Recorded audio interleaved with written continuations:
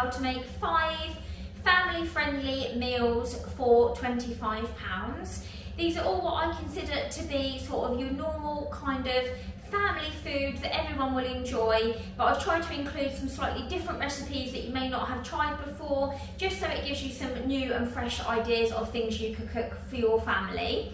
So I will include all of the costings for each recipe, as well as the total price for each recipe as we go along, and that it is inclusive of all like herbs and spices and things that you will need.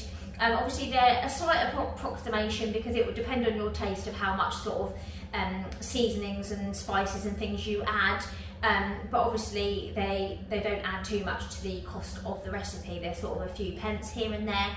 So hopefully that will be useful. And like I said, they all come in at under £25. This week I have got our shopping from Tesco, so it's all stuff that you can get from your normal everyday supermarket wherever you shop, and I think most prices nowadays are kind of similar at most supermarkets, so hopefully if you shop somewhere else it shouldn't be too dissimilar from my pricing. So I hope that will be useful for you. Leave me a comment down below if you try any of these recipes or if there's anything you would like to see in an upcoming video. But without further ado, let's get looking at my 5 meals for £25. So the first of the recipes for the 5 dinners for £25 is a good old roast. So I've got one of the Willow Farms whole chickens, and I do find these are really good value. They're perfectly nice meat, and I find if you just season it and cover it with foil, they stay nice and moist. So we've got one of those. Got a 4-pack of baking potatoes, and these were actually on the club card offer this week, so they were a really good price, but obviously you could just buy a bag of normal potatoes. So we've got those. Our veg, we always have carrots and broccoli, and I have accounted for 2 carrots, but this one's very large, so I'll probably just do that one giant one with some broccoli. And then we're also going to have some homemade Yorkshire puddings, and I've got one of the Tesco batter mixes, which was I think 45p. And then you make that with just some water and an egg. Of course you could just use flour and milk as well, but I thought for the purpose of pricing it up, it's easier just to have this sort of portioned with the price of 1 egg, rather than trying to work out the cost of the milk and the flour. So the only things I haven't included is things that I would hopefully people would have in, like vegetable oil to cook your Yorkshires, and some gravy. So that's the only things that I haven't actually included. This is the most expensive of the recipes.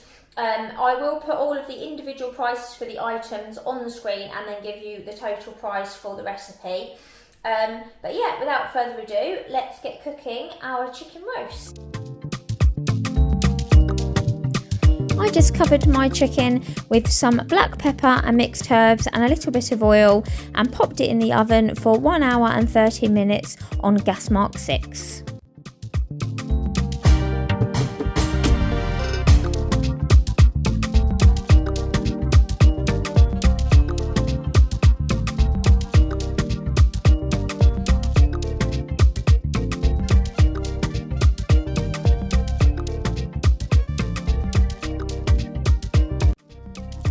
Once you've prepped your veg, you just need to do your Yorkshire pudding mix. So you just mix 1 egg with some water, and then mix in the batter mix and whisk until it's all combined, and then leave in the fridge until you are ready to cook.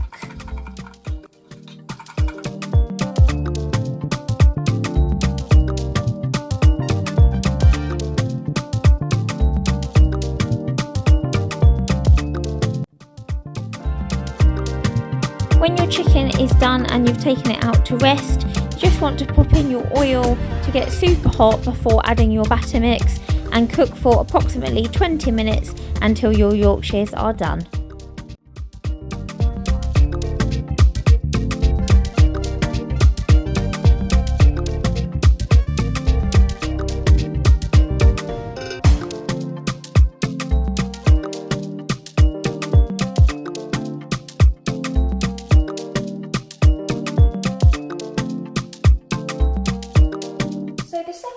recipes is a teriyaki beef. So the first thing you will need is some beef mince. So I've gone for the British lean 5% steak mince from Tesco, and this is actually quite a good price, and it's a lot less greasy than the 20% one.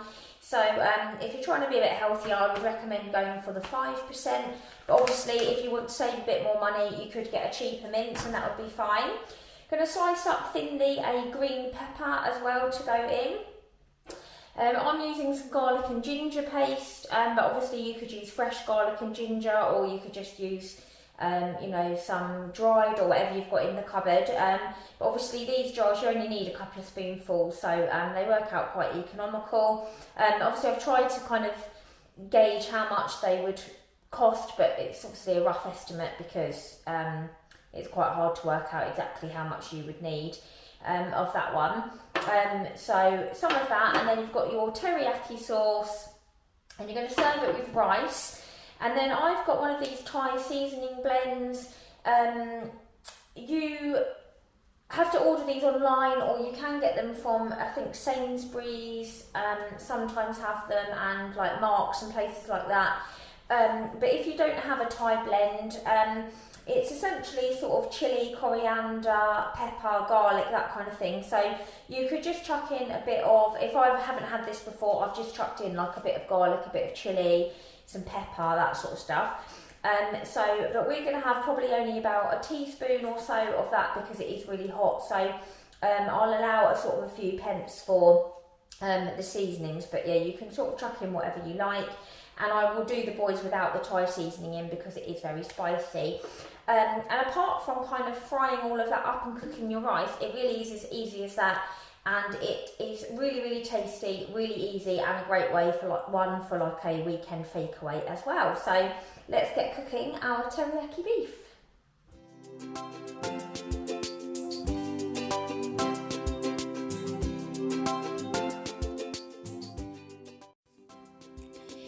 Once you've browned your mince, you just want to add in your garlic and ginger paste, and then add your green peppers and cook until they are soft.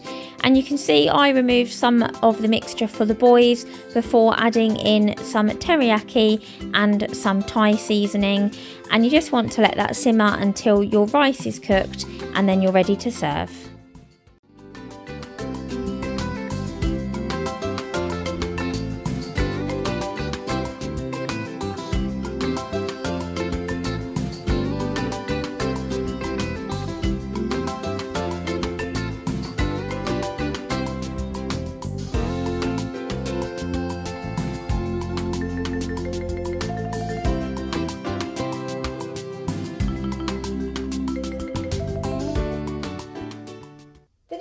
Recipes is a slow cooker chicken curry. So you're going to need some chicken breast fillets, and I ordered the Woodside Farm, which would have been £2.50, and they subbed them for these. So get some chicken for around £2.50ish if you can. There's normally something available on offer, or the frozen chicken is a bit cheaper, or you could use thigh. For the base of your curry, you're going to use some garlic and ginger paste. You're going to use some mango chutney. I've accounted for half a jar in the pricing, but you possibly don't want quite half if you don't like it too sweet. So you can adjust it slightly to your taste. But I've accounted for half a jar of mango chutney. You need a tin of coconut milk. And I nearly forgot the main ingredients for a curry, which are your curry powder. So I'm going to use a couple of teaspoons of the mild curry powder, and also a heaped teaspoon of the garam masala. And an onion, you could use red onion if you prefer. I'm just going to use a white onion. And then we're going to serve ours with just some of the long grain rice, and also some of these garlic and coriander naan breads, which are really economical. I think they're 80p. And it really is super simple because it all goes in the slow cooker. So yeah, I'll prep my chicken and onion, and then I'll get showing you it all going in the slow cooker.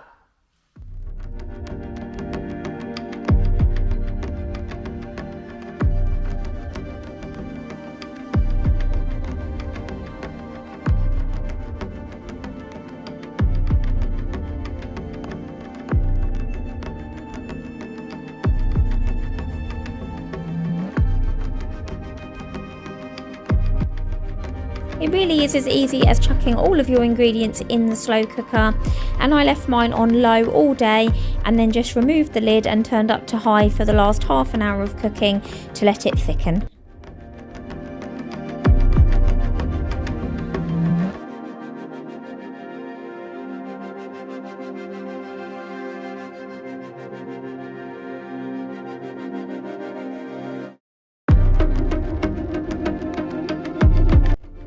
To cook your rice, you just want to bring your water to the boil and add in your rice. I use 7 handfuls for the 4 of us, and then you just want to bring that to the boil and cook for 15 minutes before rinsing it with a kettle of boiling water.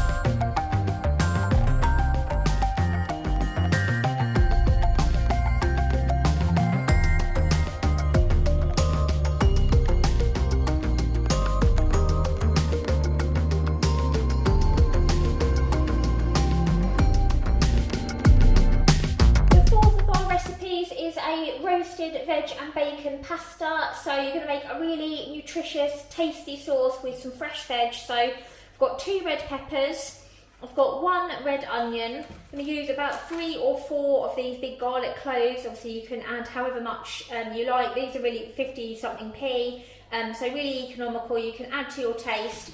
I'm going to chuck in some cherry tomatoes as well, just so there's some fresh tomato in there. And then I'm also going to use a tin of plum tomatoes and some dried mixed herbs. I'm going to roast my veg and then blitz half of it and keep half chunky, so it's kind of in the middle. But obviously you could either do it completely smooth or you could keep it completely chunky, it's up to you.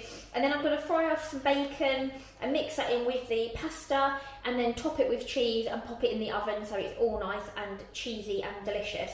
So it's a really quick and easy one that the kids will love. So yeah, let's get prepping our veg.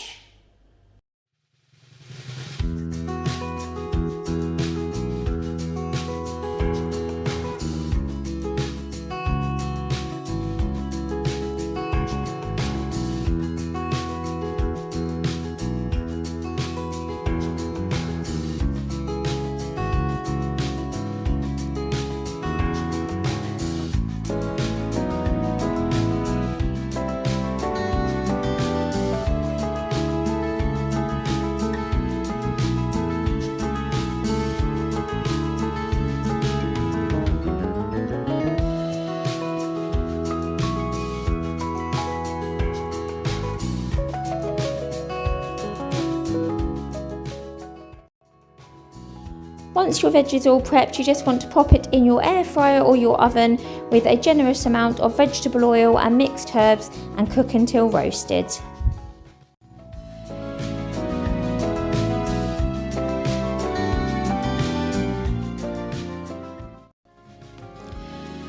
Once your veg is roasting, you just want to cook your pasta and fry your bacon until crispy. And then you can see here that I'm putting half of the roasted veg with the chopped tomatoes to blitz and keeping the rest chunky.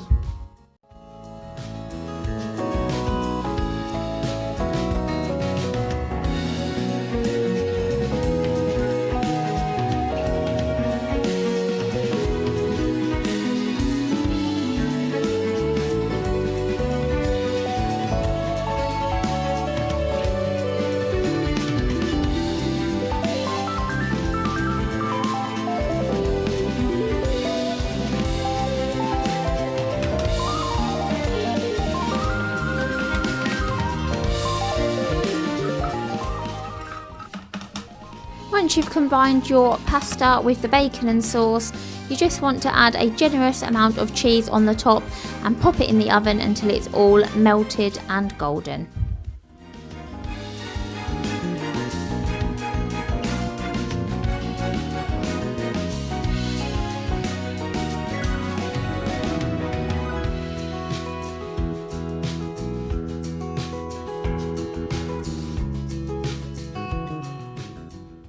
So the fifth and final recipe of our 5 meals for £25 is a sausage and butter bean stew. So you could do this in the slow cooker, but I'm actually going to do it on the hob and simmer it in like a big pan. So you obviously need some sausages, and I've gone for the Tesco pork sausages. These are a reasonable price, and they have got quite a good meat content. They're 72% pork.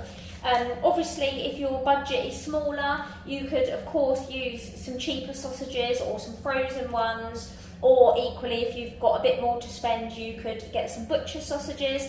But I've gone kind of middle of the road and just got some normal pork sausages. For your veg, you're going to need 1 red onion, 1 large carrot, and a couple of big garlic cloves. You could obviously use dried garlic or lazy garlic, but I do like fresh. So I've got those, and then I'm also going to add a beef stock cube, a squirt of tomato puree just to thicken it up, and then some paprika. I'm going to be quite generous with the paprika. It gives it a nice flavour, but it's not spicy. And then I'm going to add just a sprinkle of chilli just to give it a little bit of heat. But if you don't like spicy, you can leave your chilli out. And then, so you've got your plum tomatoes, which is for the base of your sauce, and also your tin of butter beans. Now you could serve this with mash, rice, pasta, whatever you fancy, but we're actually going to have ours with some part-baked baguettes that I'm just going to cook in the oven, just to have something a little bit different. And it does have a really nice tomatoey sauce that you can like dip your bread into. So I find the baguettes go really well. So it's all going to be done on the hob. Like I say, you could slow cook it if you wanted to chuck it in and leave it all day. But yeah, let's get prepping our veg.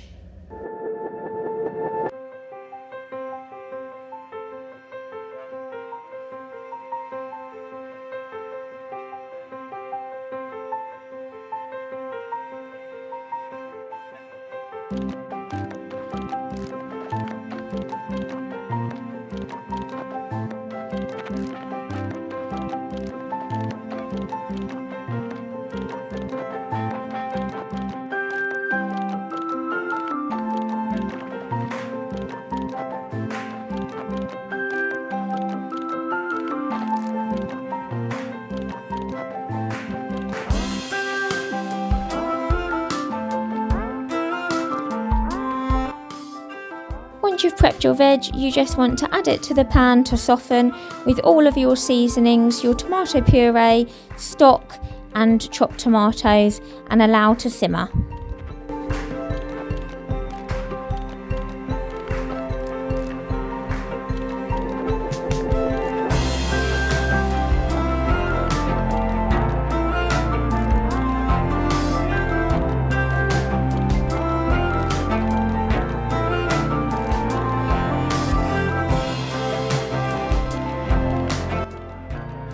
Once simmered, you can add back your browned sausages and allow those to cook in the sauce, and about 10 minutes before the end of cooking, add in your butter beans and pop your baguettes in the oven.